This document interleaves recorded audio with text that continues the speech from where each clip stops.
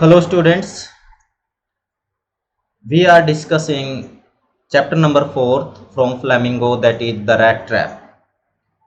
Some of the portion we have discussed already in the previous lesson and today we'll carry on. अभी तक हमने क्या पढ़ा था?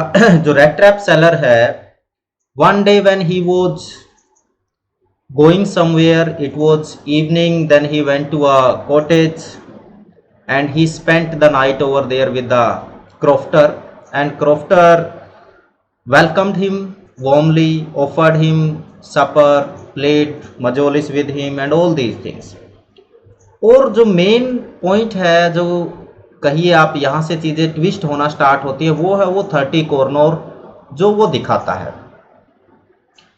अब वो 30 कॉर्नर किस तरीके से उसको फंसाते हैं, ये इम्पोर्टेंट है, ये आज हम पढ़ेंगे.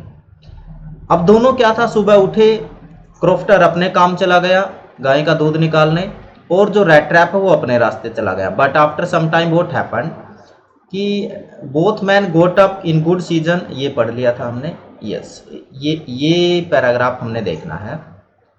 But half an hour later, दोनों चले गए तो उसके आधे घंटे बाद क्या होता है, the rat trap peddler stood again before the door. It means that he came back to the cottage again. वापिस आ गया है लालच में. वो 30 कॉर्नर देखे थे. He did not try to get in, however, he only went up to the window, smashed a pane, क्योंकि उसको पता था उसको घर के अंदर जाने की ज़रूरत ही नहीं थी. उसको पता था वो पैसे कहाँ पर हैं, क्योंकि वो विंडो सिल के ऊपर टंगे हुए थे एक लेदर पाउच में. तो उसने क्या किया, विंडो पेन को स्मैश यानी कि तोड़ा. Then stuck in his hand and got hold of the pouch with the 30 corner. वो 30 कॉर्नर वाला पाउच निकाल लिया. Then he took the money, put it into the pocket and then again hang the pouch where it was. वापिस वहीं पर टांग दिया जहां से निकाला था और अपने रास्ते चला गया. यानी कि उसने क्या कर लिया, he had stolen the money. उस आदमी के पैसे चुरा लिए जिसने इतनी गर्मजोशी के साथ उसका स्वागत किया, उसको खाना खिलाया और एक मतलब बहुत ही एक ऐसे इंसान की तरह ट्रीट किया मानो उनकी बहुत दिनों से पहचान हो. लेकिन इसने क्या किया, उसके पैसे चुरा लिए. लेकिन आपको पता होगा कि जब हम कोई भी गलत काम करते हैं तो अंदर से एक आवाज़ आती है, इनर वॉइस आती है, और तब हम क्या हो जाते हैं, एक्स्ट्रा कॉन्शियस हो जाते हैं. और ऐसा लगता है कि सारी दुनिया अब हमें ही देख रही है और कहीं मेरी चोरी ना पकड़ी जाए. तो वी बिकम एक्स्ट्रा कॉन्शियस, और ज़्यादा अपना अटेंशन पे करना स्टार्ट कर देते हैं.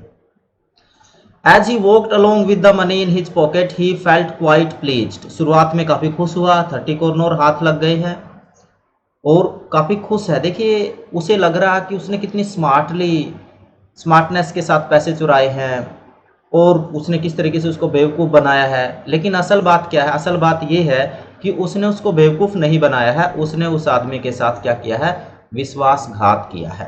क्योंकि उस आदमी ने उसके ऊपर विश्वास किया था, उसको पैसे दिखाए भी थे.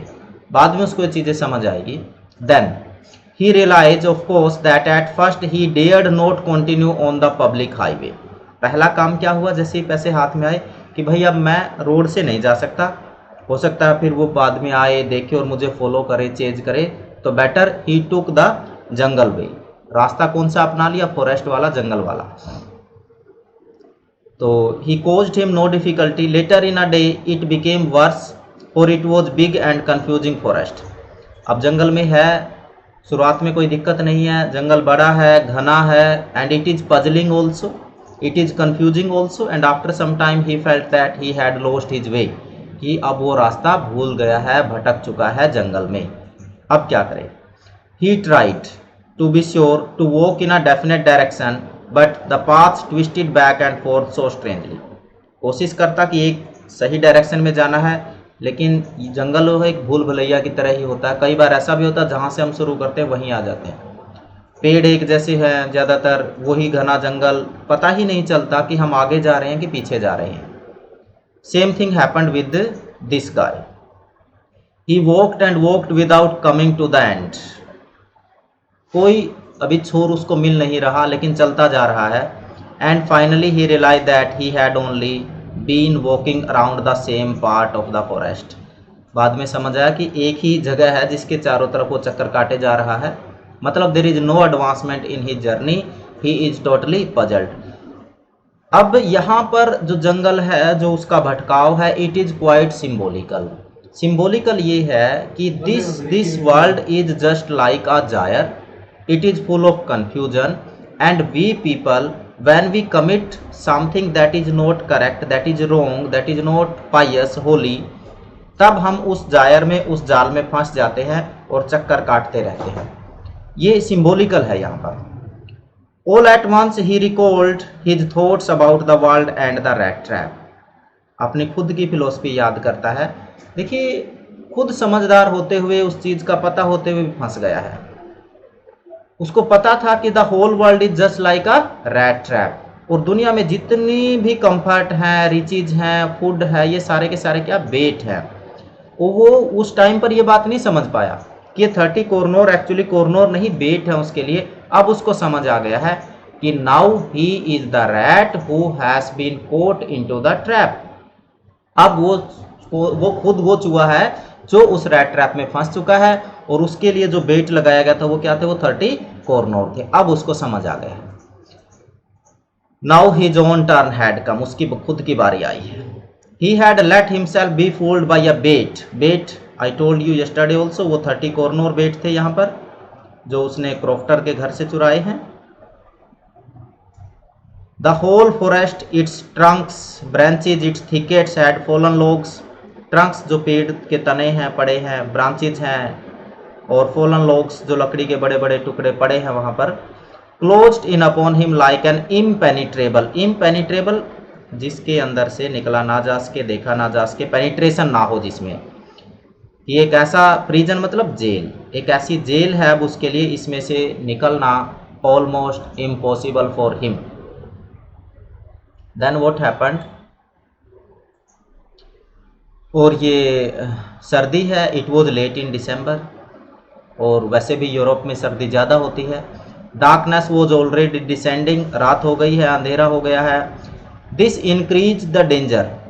अब अंधेरे का मतलब जितने भी मैल प्रैक्टिसेस होती हैं दुनिया में, उनके लिए अंधेरा सबसे उपयुक्त रहता है। ज़्यादातर जो इस तरीके के इंसिडेंट्स होते हैं वो रात में ही होती हैं, डार्कनेस में। तो उसके साथ साथ डेंजर भी बढ़ रहा है। अब जंगल में डेंजर किस चीज़ का है, मेनली तो आपके जो है एनिमल्स का है, वाइल्ड एनिमल्स का है।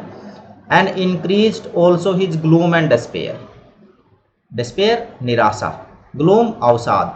अब मन भारी हो गया है, हार लगभग मान चुका है, परेशान है, रास्ता मिल नहीं रहा है, दूसरा कोई इंसान नहीं दिख रहा, मतलब he has almost given up, लगभग हार मान ली है। But at last he saw no way out, कोई रास्ता नजर नहीं आ रहा है। Sank down on the ground, sank का मतलब वैसे तो डूबना होता है, और यहाँ से एक चीज़ और मैं क्लियर कर दूँ, there are 2 words, one is drown and second one is sink. दोनों का मतलब डूबना है, बट डिफरेंस क्या है, जो लिविंग थिंग्स होती हैं उनके लिए वर्ड यूज करते हैं ड्राउन। कोई इंसान डूबेगा तो उसके लिए कहेंगे ड्राउन। जब नॉन लिविंग थिंग डूबती है तो उसके लिए वर्ड यूज करते हैं सिंक। इसके अपोजिट तैरने के लिए भी 2 वर्ड हैं, swim and second one is float. तो इसमें भी यही डिफरेंस है, जो लिविंग बीइंग्स है वो स्विम करती हैं और जो नॉन लिविंग है वो फ्लोट करती है। तो जमीन पर बैठ जाता है थक हार के, बिल्कुल परेशान है बेचारा। As he laid his head on the ground he heard a sound, तभी उसको एक आवाज सुनाई देती है। अ हार्ड रेगुलर थम्पिंग, आवाज कैसी है, रेगुलर थम्पिंग हो रही है, कोई किसी चीज के ऊपर कोई चोट कर रहा है, मार रहा है। There was no doubt so as to what that was, he raised himself, इतना थक गया है, ये वर्ड ये नहीं लिखा ही गोट अप, ये भी लाइन लिख सकता था ही गोट अप, वह उठा, बट ही रेज मतलब काफी मशक्कत करके अपने आप को उठाया या उठा। Those are the hammer strokes, hammer मतलब हथौड़ा, हथौड़े की आवाज थी ये। फ्रॉम एन आयरन मिल, ये एक आयरन मिल है, उससे आवाज ये आ रही है। There must be people nearby, तो यहाँ पर आवाज आ रही है, मिल है तो जाहिर सी बात है लोग भी होंगे वहाँ। तो he summoned all his strength, again बहुत ही ब्यूटीफुल वर्ड्स यूज किए हैं सैलिमा लाजलो ने, पूरी ताकत इकट्ठा की जो बची हुई थी। गोट अप एंड स्टैगर्ड, स्टैगर्ड होता है लड़खड़ाते हुए चलना। अब जहां से जिस साइड से वो आवाज आ रही थी उस साइड में चलना स्टार्ट कर देता है। The Ramsjo iron works. ये कौन सा मिल है? रामसजो। याद कीजिए, जिस क्रोफ्टर के 30 कॉर्नर इसने चुराए हैं उसने बताया था कि मैं कभी प्रोस्पर होता था, रामसजो मिल का मालिक होता था। तो आज वो रिफ्यूज लेने के लिए, कल रात रिफ्यूज उसके घर पे था, आज भी उसके घर से चोरी करने के बावजूद भी रिफ्यूज लेने के लिए कहाँ जा रहा है? He is going to Ramsjo mill that used to be the property of the same crofter whom he had looted recently। अब बंद पड़ा है, क्योंकि उसने बताया था ना, वो बाद में चीज़ें कुछ ऐसी हुई, वो सारी चीज़ें तबाह हो गई और वो अभी एक पुअर आदमी है, गरीब आदमी है, लेकिन वो बेकार पड़ा है और लोग उसको यूज कर रहे हैं। वहाँ पर हैमर से काम हो रहा है, आयरन का काम हो रहा है। Not so long ago a large plant with smelter, smelt पिघलाने वाला, जो लोहे को गर्म करके पिघलाते हैं, रोलिंग मिल एंड फोर्ज, ये सारी चीज़ें वहाँ पर हैं। In the summer time long lines of heavily loaded barges and scows slid down the canal which led to a large inland lake. और ये कैनल वहाँ पर है जिसके सहारे सारे ये चीज़ है और उसको आगे चल के क्या है, एक लेक है। And in the winter time the roads near the mill were black, वहाँ पर जो काम होता है, आयरन मिल है, कोयले से भट्टी जलाई जाती होगी, उससे सूट निकलती है, राख निकलती है, और फिर वो राख आसपास के इलाके में जम जाती है, तो इसीलिए आसपास का इलाका क्या है, ब्लैक हो गया। फ्रॉम द कोल डस्ट, कोयले से निकला हुआ डस्ट, यानी कि जो राख निकलती है उससे। And big charcoal crates, charcoal फिर जलाने के लिए काम आता है। During one of the long dark evenings just before Christmas the master Smith and his helper sat in the dark forge near the furnace. Master Smith यानी कि जो चीफ स्मिथ है वो बैठा है, और ये क्रिसमस का टाइम है, नेक्स्ट डे क्रिसमस है, और वो लोग, फर्नेस होता भट्टी, भट्टी के सहारे बैठे हैं, waiting for the pig iron. अब ये पिग आयरन क्या होता है? पिग आयरन का मतलब है जो कच्चा लोहा आपने आग के अंदर डाला है, फिर उस जब वो गर्म हो जाता है फिर उसकी शेप बदली जा सकती है, आप उसको बना सकते हो जो चाहें, तो उसको बोलते हैं pig iron. Which had been put in the fire to be ready to put on the anvil. Anvil होता है, यदि आपने देखा हो कभी लोहार के यहाँ काम होता हुआ, लोहार के घर के बाहर एक लोहे का इस तरीके से गोल गोल होता है, और उसके ऊपर वो जो भी चीज़ करनी होती है उस पर रख के चोट मारता है, तो that is known as anvil.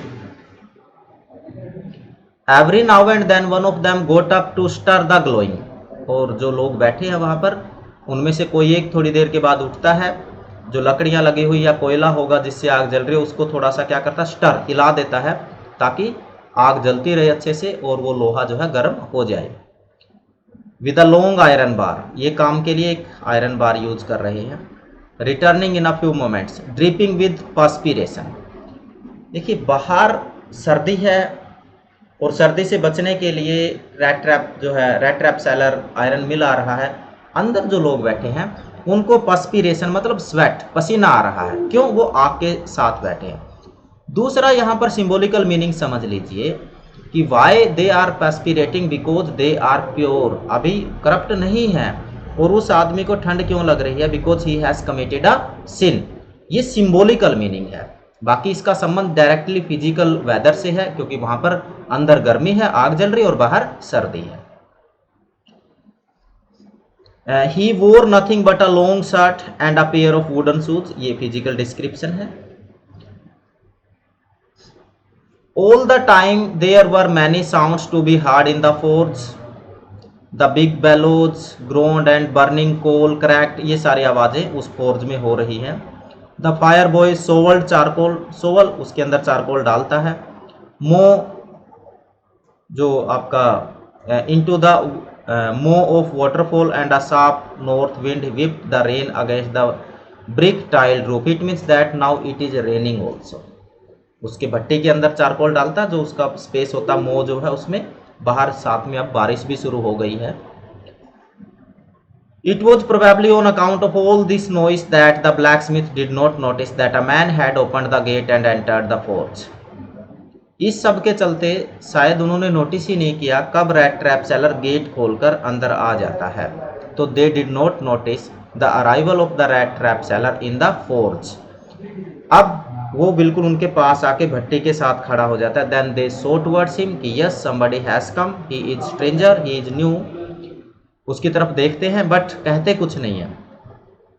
Surely it was nothing unusual for poor vagabonds. Poor vagabonds बेघर जो लोग हैं, विदाउट एनी बेटर शेल्टर, उनको लिए भी ये कोई नई चीज़ नहीं थी कि भाई ठीक है बैगर है, शक्ल से कपड़ों से लग रहा है, रास्ते से जा रहा होगा, रात हो गई है तो ये आ गया, इतनी बड़ी फोर्स पड़ी है कहीं भी लेट जाएगा, उनको कोई खास फर्क नहीं पड़ता। Then night which escaped through the sooty panes had to come in to warm themselves in front of the furnace, the fire. ये एक यूजुअली ऐसा होता था, तो that's why it was not an unusual incident for them.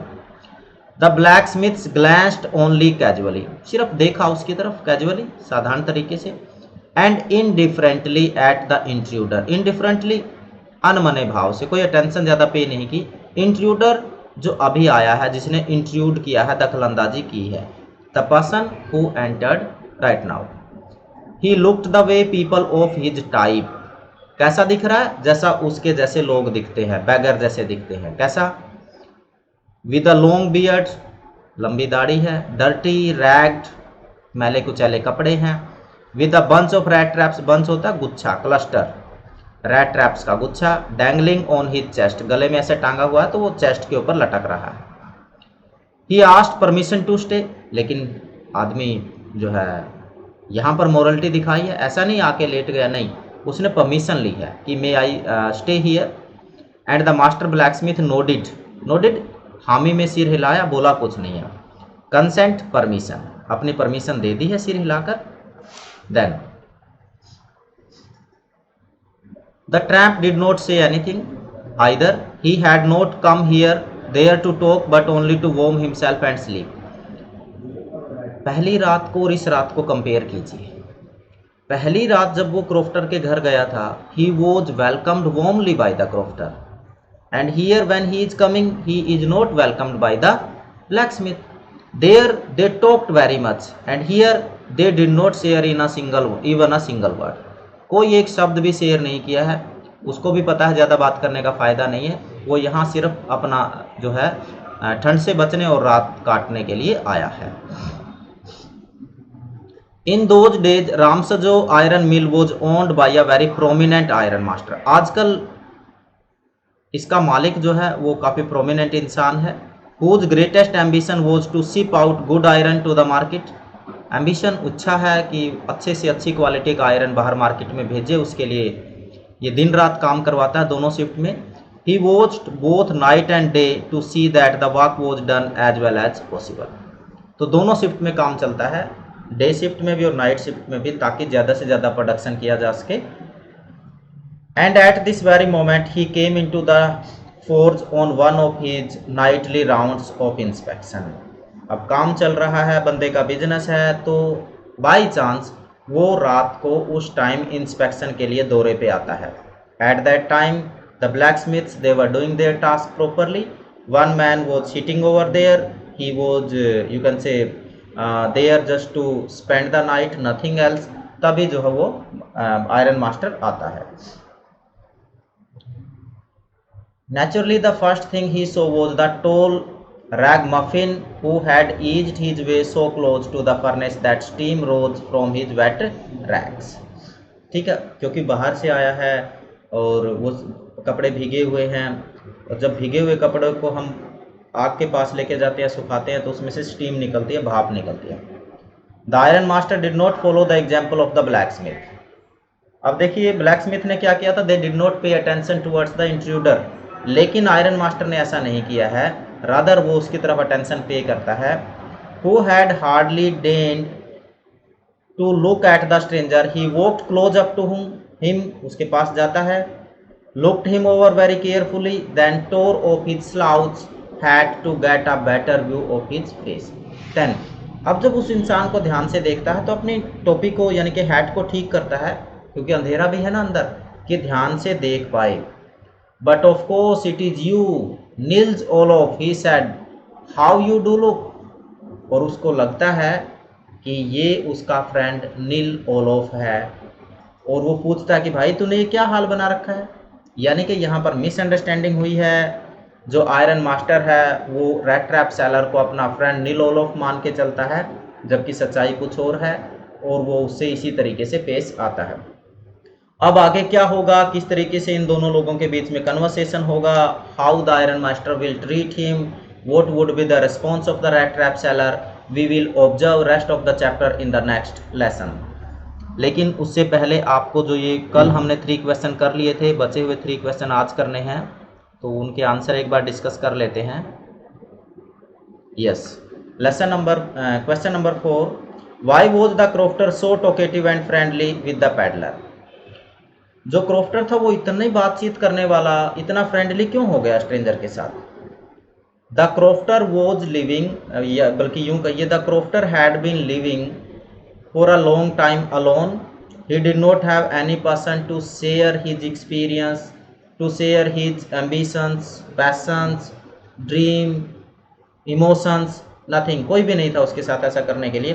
तो that's why he new the value of human company, he paid attention towards him, he talked with him too much, he offered him good food, provided him shelter। तो उसका जो alienation था, उसका खुद का अपना जो अकेलापन था, उसने उसको कंपेल किया रेड ट्रैप सेलर के साथ बात करने के लिए। Why did he show the 30 crore note to the peddler? ये भी अच्छा क्वेश्चन है। हालांकि जरूरत नहीं थी पैसे तो दिखाने की, खाना खिलाया अच्छी बात है ये सारी चीजें, लेकिन पैसे ही क्यों दिखाए। The crofter was a very simple man. He was very trustworthy and he thought that everyone in this world is trustworthy. After spending some time, he thought that the rat trap seller is a good human being and that's why in his innocence he showed the money to him. ऐसा नहीं था उसको फंसाना चाहता था, simply उसको दिखाए थे। Did the peddler respect the confidence reposed in him by the crofter? जो विश्वास क्रॉफ्टर ने रेड ट्रैप सेलर के ऊपर दिखाया था, क्या उसने उसको रखा, रिपोज किया उसको? No. What happened, he you can say destroyed the confidence, the belief, the faith crofter shown in him. What did he do, he came back, stole 30 kronor, it means that he was not credible person. Credulous नहीं था, उसके ऊपर विश्वास नहीं किया जा सकता था। ही was not a trustworthy person, it means that he deceived the crofter, उसने उसको क्या धोखा दिया। इनग्रेटिट्यूड वर्ड यूज करेंगे। तो ये 3 क्वेश्चंस आपने अपनी कॉपी में नोट कर लेने हैं और कल हम चैप्टर को कंटिन्यू रखेंगे। Thank you.